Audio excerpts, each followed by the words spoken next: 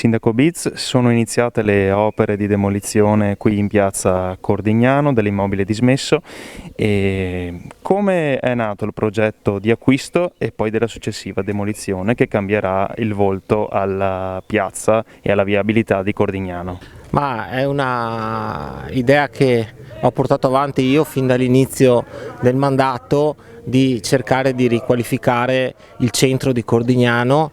Questo immobile aveva una volumetria notevole, era stato costruito qualche secolo dietro e occupava la sede stradale, rendendo pericoloso il transito dei pedoni e delle biciclette.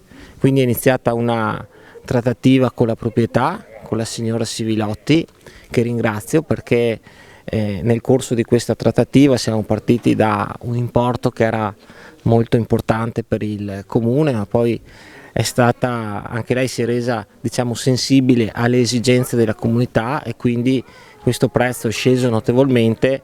Noi siamo riusciti ad acquisire questa superficie così voluminosa per un importo di 41.500 euro e quindi da lì è partito il progetto di demolizione che servirà appunto per una maggiore sicurezza dei nostri ragazzi soprattutto e delle persone che vanno a piedi in bicicletta, e servirà anche per iniziare a riqualificare il nostro centro. Non nascondo che ha anche una valenza estetica, perché arrivando da Caneva, da Villa di Villa, ora si può notare anche la nostra bella chiesa che prima era completamente coperta.